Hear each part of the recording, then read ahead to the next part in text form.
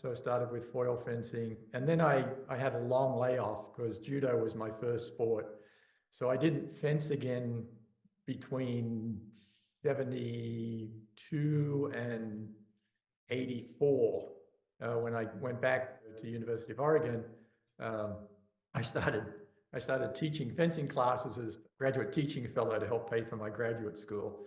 And so from that, then I gradually moved into competing, doing medical care at competitions.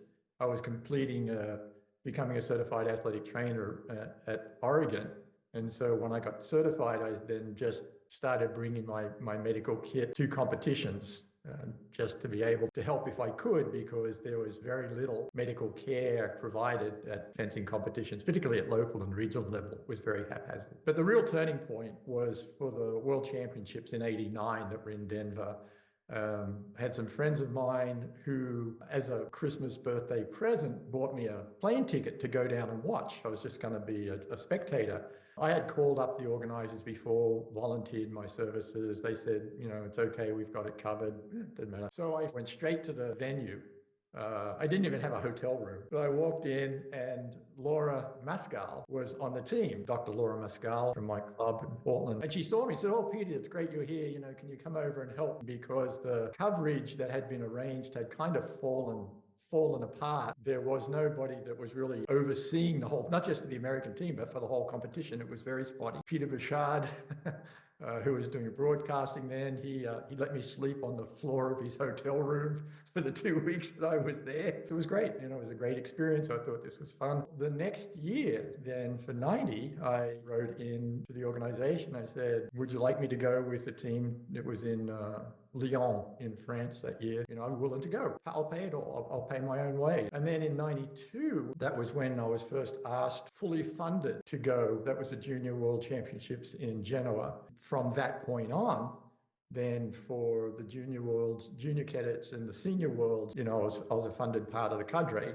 all the way through. Now, I saw this as a really important part of building the professional framework for US fencing, the kind of healthcare support that the team needed was kind of going past my skill set. I mean, my strongest attributes as a clinician was really acute care, right?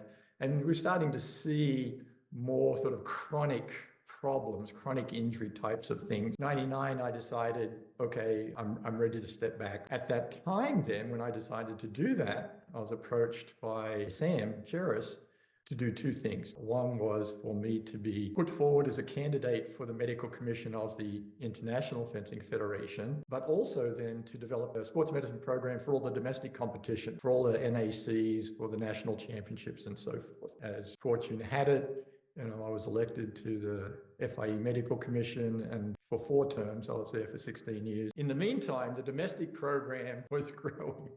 When it started out, it was hard. I mean, for the NACs, there might be one of us, doing the whole NAC with, 1,200 or 1,300 athletes. The Nationals, largest fencing competition in the world.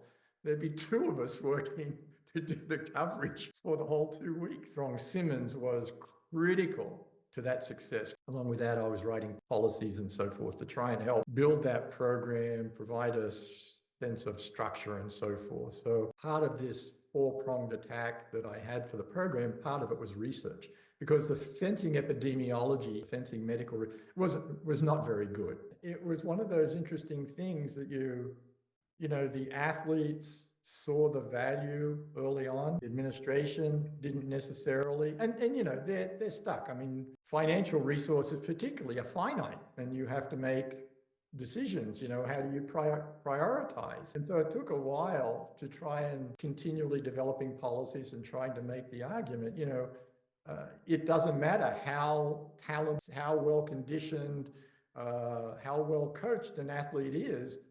You could have stubbed a toe and your world championship is gone. It can be that much. It's an important aspect. And it took a long time for that to permeate. I mean, it's been one of the defining aspects of my professional career, is that's all evolved to where it is now. And again, that the US has a program that's equal to any in the world. Well, just to shift focus a little bit, I remember first meeting you on an international trip and you had your cooler in tow that had the various world championships and events onto the container. Yeah. Do you still have the cooler? Oh yeah, I do actually. That I got that on the second trip in France. That was very tricky. I had no great plans for how long I would stay with the national team. I was just winging it, you know. And so if you look at the cooler, on the top and on the side, it's like big letters, you know, World Championships, Lyon, because I figured that's the only one. And the next time it's like, and I ended up with 18 of these things on all sides because I ran out of room.